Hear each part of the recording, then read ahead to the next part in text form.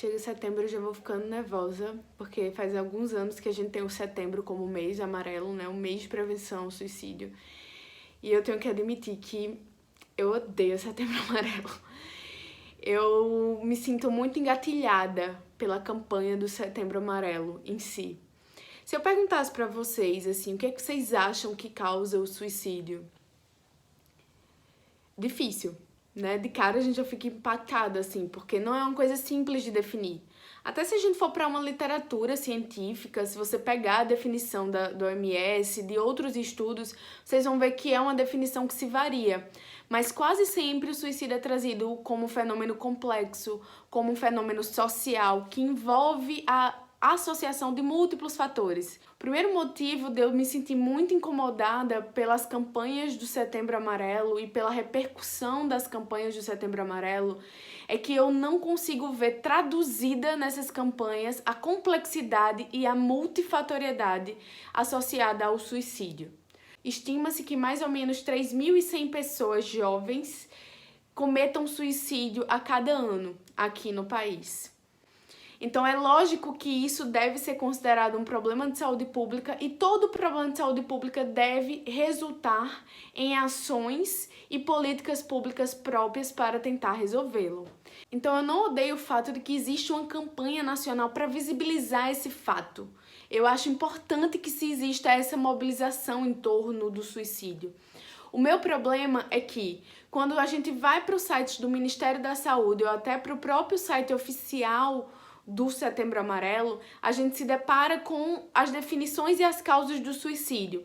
Por exemplo, lá no site do Setembro Amarelo, eles falam que 96,8% dos casos de suicídio no Brasil estão ligados a transtornos mentais como depressão, transtorno bipolar, e eles colocam lá inseridos nessa mesma categoria, não sei porquê, mas está inserido nessa mesma categoria, o abuso de substâncias. E aí eu acho engraçado, porque eu não vejo vinculado a isso, se eu enxergo que isso aqui são as causas principais, eu não vejo vinculado a isso na campanha coisas específicas para essas causas. Eu não vejo, por exemplo, um maior financiamento e uma maior inserção de profissionais que lidem com saúde mental na atenção básica do SUS. A gente tem os Centros de Atenção Psicossocial, né, que são os CAPs, mas a gente não tem uma acessibilidade, por exemplo, a psicólogos e psiquiatras em toda unidade de saúde, integrada ali, de amplo acesso. Eu não vejo, por exemplo, uma grande campanha, uma grande visibilização do uso de substâncias químicas, que aí não, a gente não fala só de substâncias químicas ilícitas, a gente fala de substâncias químicas lícitas também, né? Porque o abuso de álcool está relacionado ao suicídio também. Então a gente não tem uma grande campanha que visibilize isso. Pesquisando sobre o assunto, eu vi tanto em links do próprio Ministério da Saúde quanto em outros artigos científicos que a gente tem os recortes sociais associados ao suicídio. Nós temos fatores estruturais predisponentes ao suicídio. O racismo, a homofobia, a transfobia, a violência doméstica contra mulheres, né? A violência em si, que afeta a população vulnerável, está envolvida em um maior e um potencial risco para o suicídio. E isso não é difundido, né? Eu vejo muitas campanhas do Setembro Amarelo voltando para essa parte da escuta, para sensibilização das pessoas, para percepção ao redor delas. Tem que entender que nós não podemos vestir essa carapuça de salvadores da pátria. Não é nosso dever ali de alimentar o nosso ego e achar que a gente vai salvar a vida do outro que está ali. A gente tem que lutar pelo investimento e para que a sociedade e as nossas instituições públicas elas consigam fornecer apoio, né, para que a gente tenha tratamento. Se eu falo que a principal causa de uma coisa é um transtorno mental, eu não mando as pessoas na rua serem mais ouvintes, porque isso não é tratamento para transtorno mental. Tratamento para transtorno mental ela é multifatorial, eu preciso ter assistência, eu preciso saber para onde ir, onde eu posso me tratar, eu preciso ter acesso à medicação caso eu não possa comprar. É assim que a gente estimula, né? E aí eu já começo a ficar afetada, porque realmente eu fico puta, sabe? A gente precisa ter um debate mais profundo, né?